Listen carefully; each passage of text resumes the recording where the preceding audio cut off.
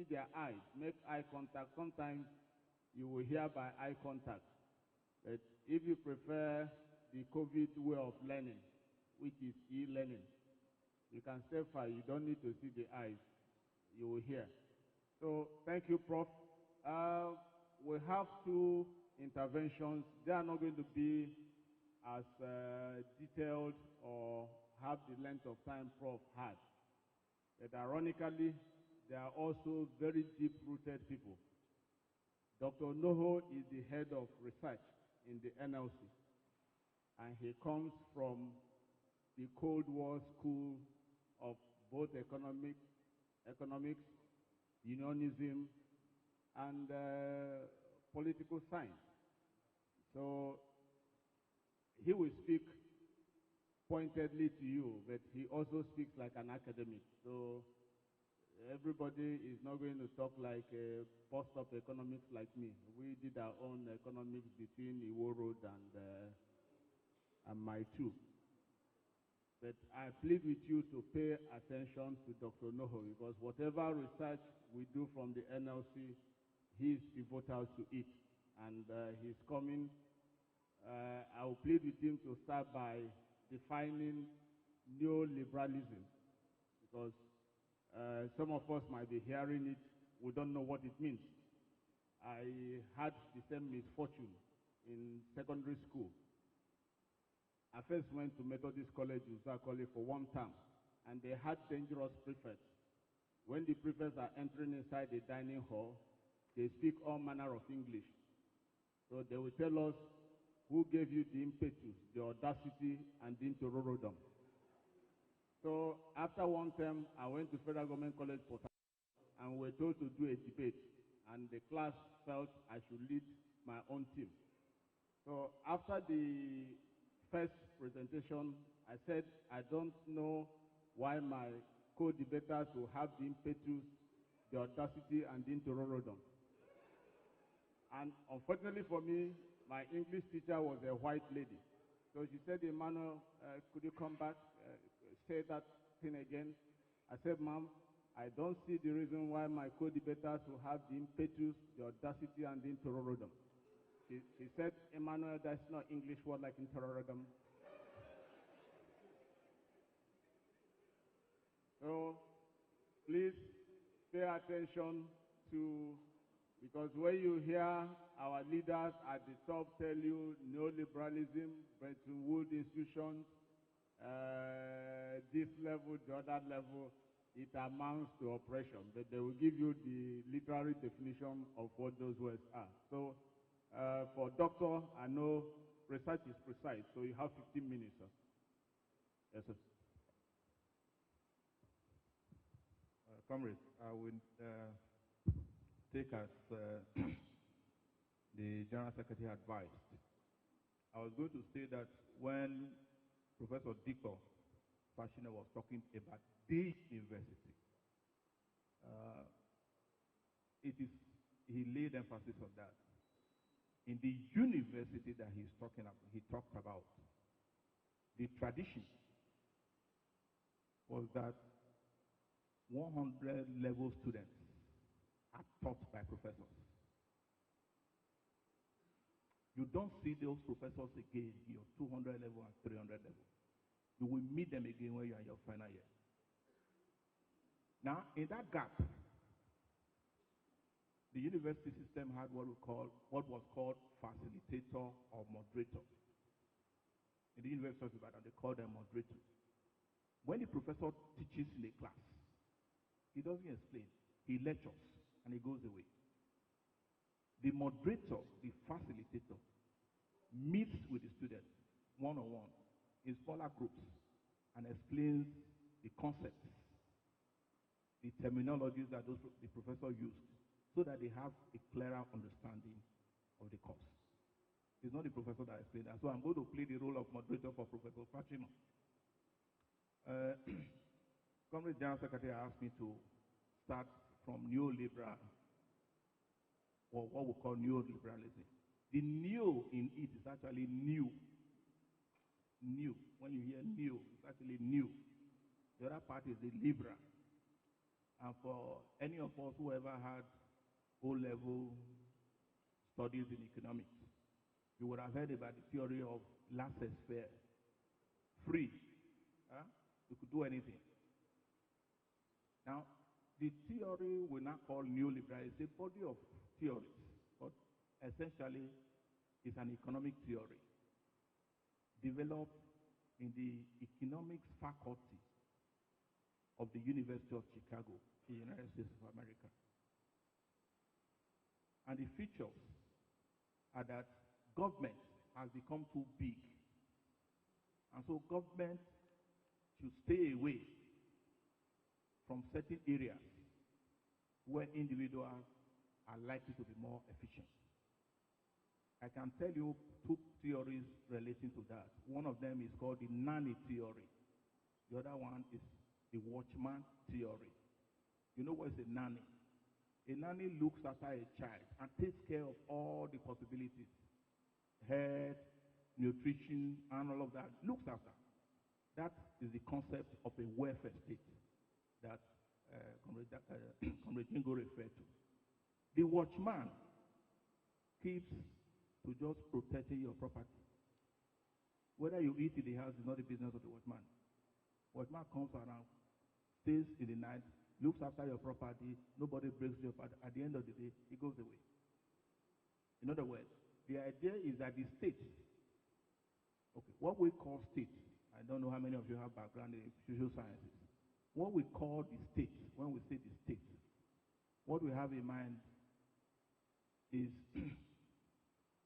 is a concept that describes a country, the people in it, the territory of that country, and some other intangible particulars. Those intangible particulars are like sovereignty, mutual recognition, international recognition, and so on. That's what we call the state. So when we say the Nigerian state, we are not just talking of the territory of Nigeria. We are not just talking of the people of Nigeria. We are also talking of Nigeria's international relations, Nigerian sovereign cover, and all that to say that you are your own, you are independent, you can carry on your activities without the interference of another. That's what we call the state. So when you hear neoliberalism, it's an economic experiment that was developed in the University of Chicago. And when they developed it, everybody laughed. They said, these people are crazy. What do they think they are talking about? And I think everybody took them for granted. Nobody countered that theory at the point it was developed. Said, these people are crazy. How do you run a country without a state? Without a strong state? Unluckily for those of us who didn't take them seriously, Ronald Reagan won the presidency of the United States of America. Margaret Thatcher became the Prime Minister of Britain. And Ronald Reagan's slogan was, government is the problem. Therefore, pull back the government, let the people be free, and then they will be more industrious, they will be more enterprising. Everybody will feel on top of the world. Margaret Thatcher actually used a concept, every Briton a capitalist.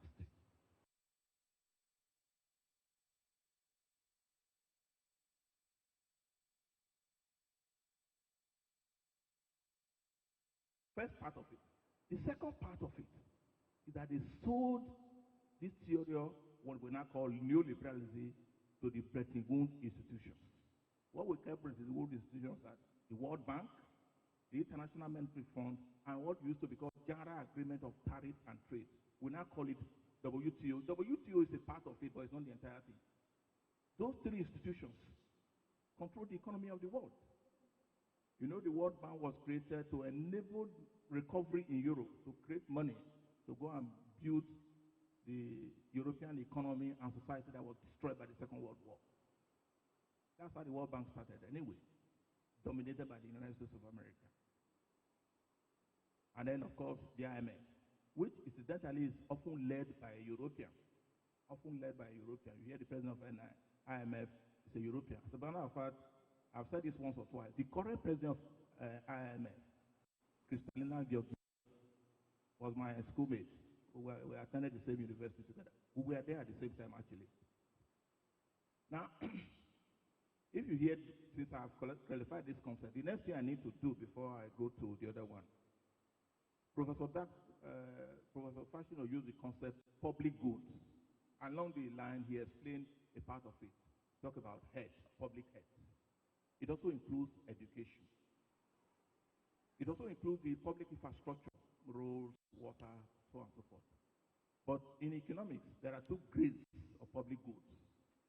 That's what we call the excludable public goods and the unexcludable public goods. The unexcludable public good is you can enjoy, any city of Nigeria can go to a university if you meet the qualification. Any city of Nigeria can go to a hospital to be treated for any disease and so on and so forth. We call those ones unexcludable public goods. But there are excludable public goods. You must pay before you access those public goods. I can give you an example of a road. If there's a road from here to Ajasaiko and there's a toll gate or two toll gates on it, you must pay to cross that toll gate. So that public good becomes excludable. If you can't pay, you can't cross. I hope it's clear enough. Now, if those two concepts are clear, Professor Fatin also referred to what he called, he didn't put in that concept, but he said along the line, vaccine appetite. One of the arguments about management of the COVID-19, and I will deal with that in a little bit in detail when I'm through with this one. I've taken 3 minutes of the time I'll be giving. Okay, sir. It means that, for example, as at yesterday, 60% of the population of the United States have received the full vaccine, the 2 doses, 2 jabs. 60%. 70% of the United States population have got the first dose. In the whole of Africa, less than 11% of our population have been vaccinated. Not because the argument we often hear that people are not willing to be vaccinated. Yes, there are people who do not want to be vaccinated, but the vaccine is just not available. Professor Vaccino has also referred that we have the capacity, we have the scientific knowledge, we have the technical capacity to produce vaccines, but we are not producing vaccines. And he has implicated neoliberal framework that our government has subscribed to as responsible for that. I will clarify these issues. Now, I do a little bit more. In the Nigerian Labour Congress, we carried out research last year on the COVID-19. We carried out research on the impact of the COVID-19 on the informal sector of the economy. But we didn't just go to informal sector. We went to organized informal sector. So we studied the impact of COVID-19 on some 7 trade union affiliates of the Nigerian Labour Congress who are in the informal sectors: textile, NUTRO, shop and distributor employee, NUPEN, so on and so forth. And so the first finding I want to tell you is that COVID-19 was first announced in Nigeria on the 27th of February 2020. The first incident. The medical languages, they said the first indexed case. So index actually means the first recorded case. Was on the 27th of February 2020. And it was by a worker. A worker was the first victim of COVID-19. But an Italian worker who came to Nigeria to install a machine in a factory in Ogun State. Is the first person to have been detected with COVID-19. He arrived at the Murtala Mohammed International Airport in Lagos. A company driver picked him up from the airport, and he slept in airport hotel in Ikeja. The following day, he was taken to Ewekoro in Ogun State, when you install the machine. Therefore, it should be understandable to you that logically, the next person, the first Nigerian national who contracted COVID-19 was reported on the 9th of March, 2020. And that Nigerian worked closely with this Italian who came to install a machine in the factory. That's the first finding I want you to get about COVID-19 in Nigeria. Now, the point I'm trying to make is that it will go without saying that COVID-19 is strongly correlated with the world of work in Nigeria. There is no other conclusion you can draw from that. From the facts I've given to you, you can't draw any other conclusion. It's directly in the world of work in Nigeria. The next thing to state here is that since those two incidents I have reported to you, 250,000 Nigerians, about 250, not the exact figure, 250 Nigerians have contracted COVID-19. About 250,000 Nigerians. Considering our population, we might think, oh, that's an infinitesimal figure. Well, less than 2,000 people have died as a result of COVID-19. Well, you say that. But it has very major fundamental impact in the world of work.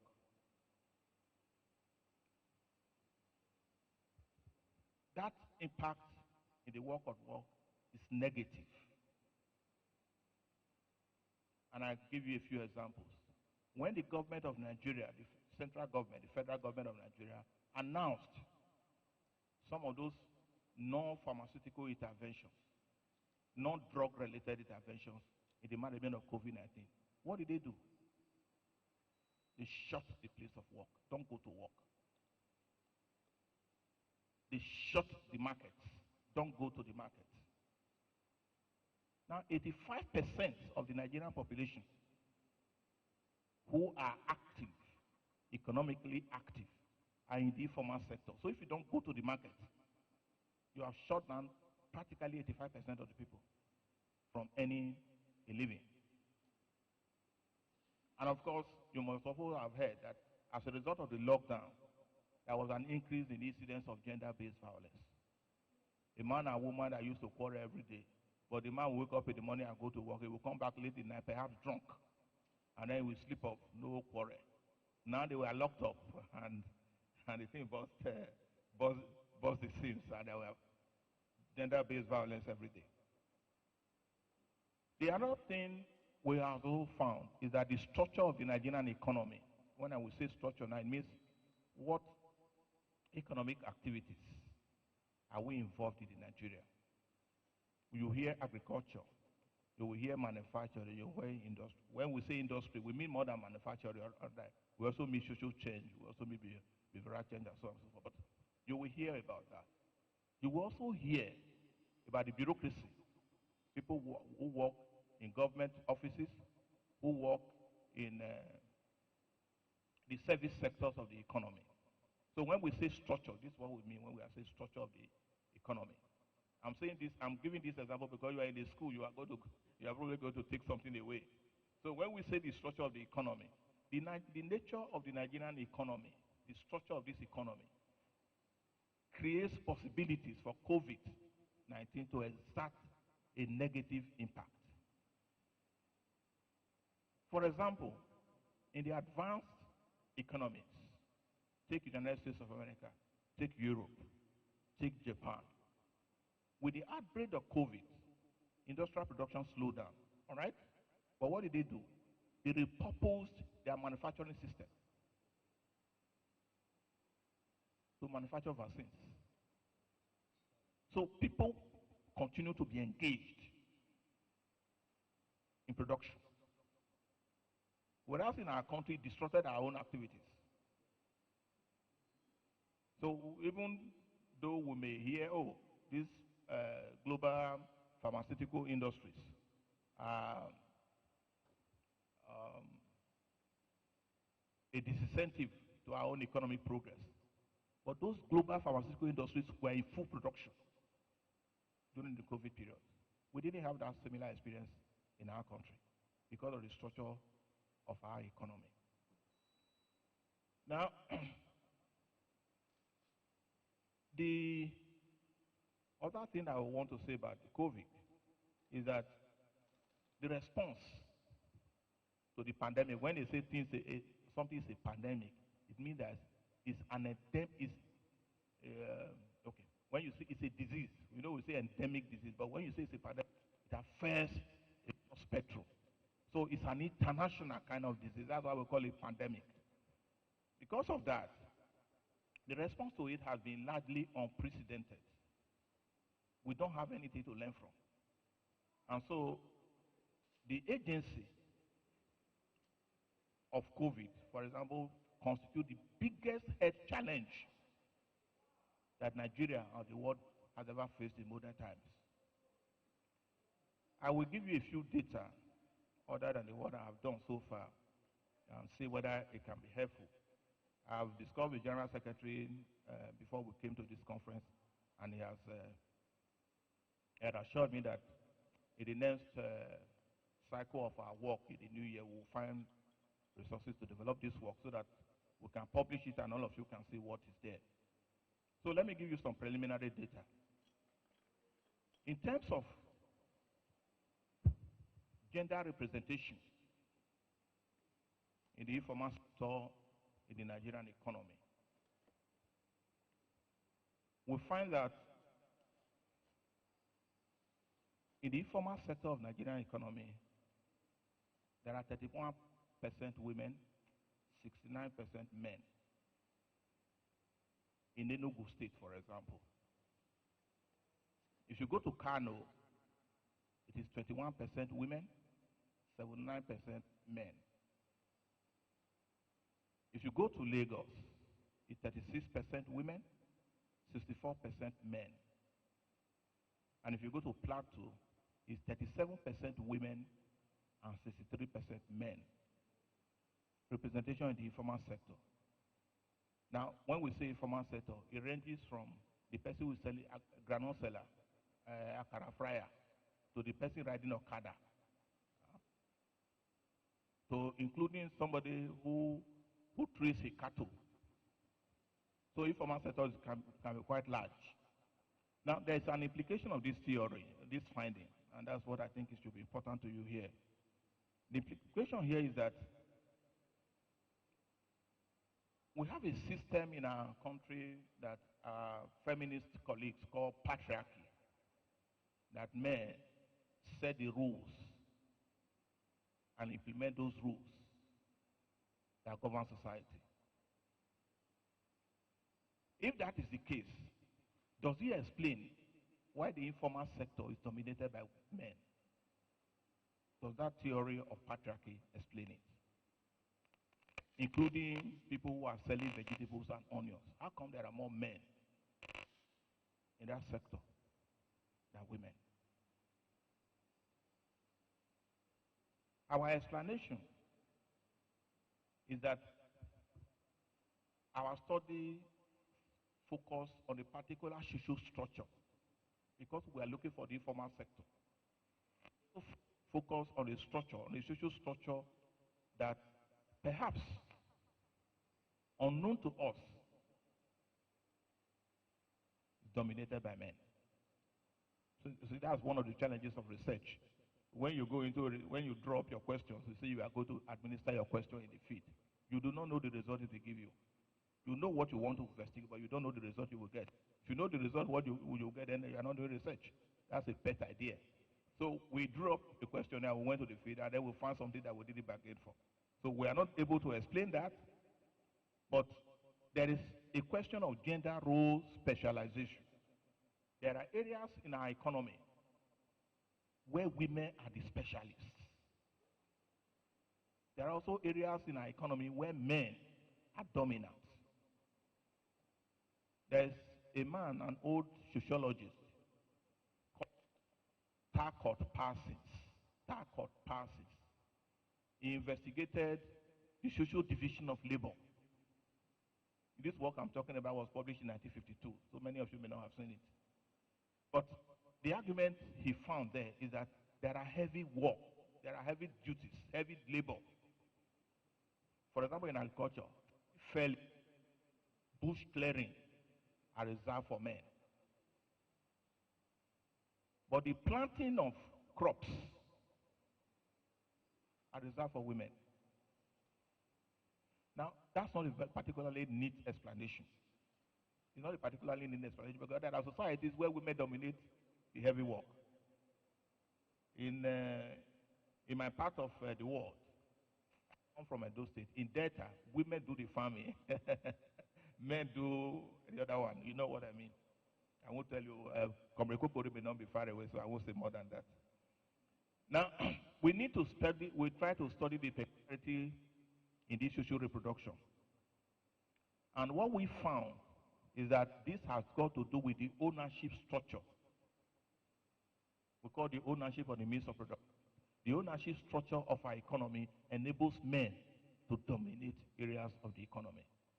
In other words, if the society were dominated by women, or women were the dominant owners of the means of production, we may not be talking of matriarchy, because we'll be talking of an elusive concept that we cannot actually establish. However, perhaps if we reform that ownership of means of production, this gender inequality we have seen in reproduction can be addressed. I hope I have drawn the conclusion now, and I hope that is clear enough. I did that one deliberately for the purpose of this. I'm not going to bother about education and attainment now and things like that, but I think I better go to some area I think will be more useful to you when you live here. And I hope in the course of next year, we'll be able to publish this result. What is the impact of COVID-19 on job loss? Let me conclude with that. We found that 64% we interviewed in Enugu were aware of job loss as a result of COVID-19. 67%. In Kano, 68% were aware of job loss as a result of COVID-19.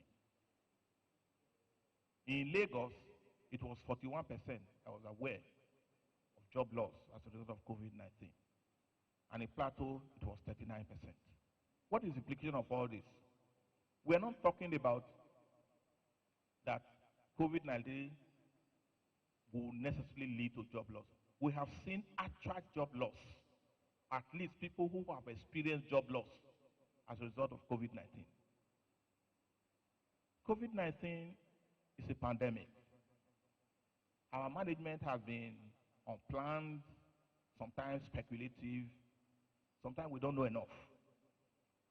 But now that we are getting close, and Comrade the President issued a statement the other day, if vaccines are available, it is advisable that workers take advantage of those vaccines and get vaccinated. It is advisable. It's not compulsory, but it is advisable. So that we need to reproduce our own kind workers. Those arguments about, oh, the European or Euro-American society want to wipe out the black man can't possibly be true. If 60% of Americans have taken the vaccine, and close to 70% of Britons have taken the vaccine, they can't possibly be targeting the black man in Nigeria. So that won't be a good argument. If it's available, let's try our bit and ensure that we take the vaccine. And finally,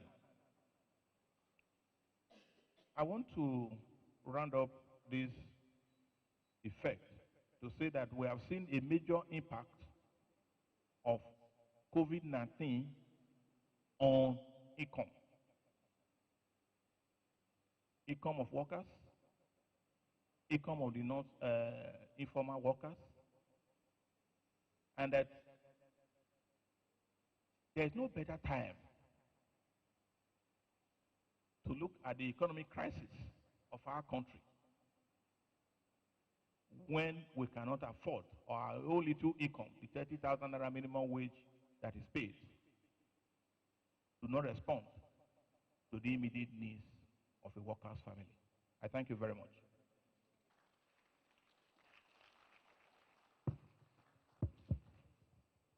Thank you. Another round of applause for Doctor. Yeah, I think the flow is going. Are we doing okay? Are we doing okay? Because I used to have a senior, and each time the teacher asked, "Are you getting what is being said?" he used to tell the teachers he was absorbing, so they called him Senior Osmosis. But when the WAEC result came out, he had like 2 credits and about 3 F9s. So the teachers will now come into our class and tell us we shouldn't tell them we're absorbing. So it won't be like Senior Osmosis. Are you absorbing? Please don't absorb. Now, very quickly, because it's getting to, we're moving from afternoon to evening. And my sister, in Nigeria, they say you don't talk too much in an evening service. So we're moving and reducing the time. It has nothing to do with gender insensitivity. Proceed, do I have your protection? Okay. You see the trouble we're getting into. Yeah? Now, fortunately, I have already consulted with her. So, trying to expand, that's why the military gave us guided democracy. Now, I have gotten her consent. That was what the professor was telling us about.